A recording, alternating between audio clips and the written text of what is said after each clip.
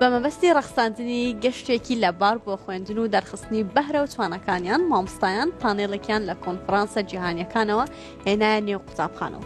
شان قوتابیەک چاوەڕ و گفتوگۆیان گەرم کردبوو لەسەر پرسی سەرکردە و قوتابیەکان توانیان بە شێوەیەکی سەرکەوتوو پانێڵەکە ئەنجام بدەن. گوڵاڵە یاسین کە نزیکەی 10 ساڵە خزمەت بە قوتابیان و کەرتی پەروەردە دەکا ئاماژە بۆەوە دەکا کە ئەرکی مامۆستانە بە دڵسۆزیەوە قوتابیان پەروەردە بکەن و ئاراستەیان بکەن بۆ ئەوەی هەستی متمانە بەخۆبوونیان لا دروست بێت و هەنگاوی باش بنێن.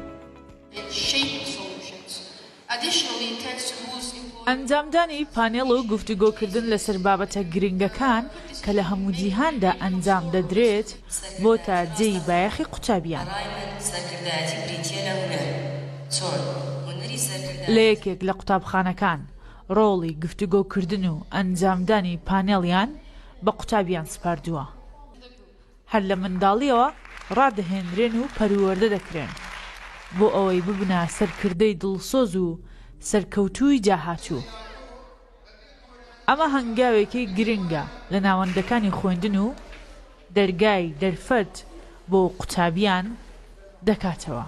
دوو ڕۆژی کە ینی وەن گەورە دەبین دەچینە کولیا کۆڵێج و ئەو شتانە پێویستمان دەبی دەتوانین بە خۆمان لە کۆنفرانسە گەورەکان بە خۆمان قسە بکەین و ڕووی ئەوەمان هەبیتن کە لە پێش ئەو کۆمەڵە خەڵکە ئازابین و ئەو پانێڵەوەی کە زیاتر هەستی بڕوابوونم زیاتر بێت لە خۆم. ئەمنۆ زۆر باشم چونکە توانێت بە هەموو مەکتەبەکە بناسیێن لە دەرشیب چییە بۆ لەلای منەوە زۆر باش بوون بە دڵم بوو. سپاسی قوتابخانەکەم لەبەرەوەی ساڵانە چەند چالێکی کچەمپالێنێکمان بۆ ئەنجام دەدات بۆ ئەوەی سوودی لێبووین بۆ داهاتوومان زانێ سوودی هەبێت.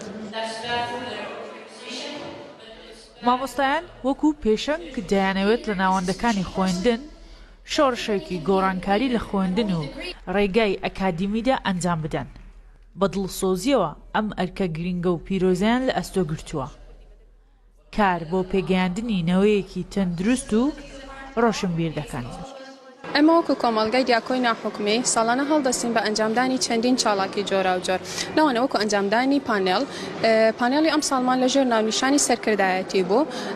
ئەمەش بۆچی وامان کردو ئەو ناونیشانەیەمان هەڵبژاردووە بۆ ئەوەی کە قوتابیان بتوانن بە ئازادانە بیرروبۆچوونی خۆیان دەرببڕن متمانە بە خۆیان بکەن. ئەوەش لە ڕێگەی پێدانی سۆز و خۆشەویستی و ڕێز و متمانە لەلایەن مامۆستایان بۆ قوتابیانەوە دروست دەبێتن بێگومان و ئەرکی ئێمەشە کە بە شێوەیەکی بە جوانی پەروەردەیان بکەین هەروەها بە باشی ئاراستەیان بکەین و بە دروستی ڕێنماییان بکەین. هەموو هەوڵی مامۆستایان سەرکەوتنی قوتابیان و ڕەخساندنی کەشێکی گونجاوە بۆ خوێندن. بۆیە زۆرجار گۆرانی و میوزیک و بەسەربردنی کاتێکی خۆش جێگەی هۆڵەکانی خوێندن دەگرێتەوە بۆ دووربوون لە بێزاری خوێندن. شەیمە بایس کوردستان 24 هەولێر.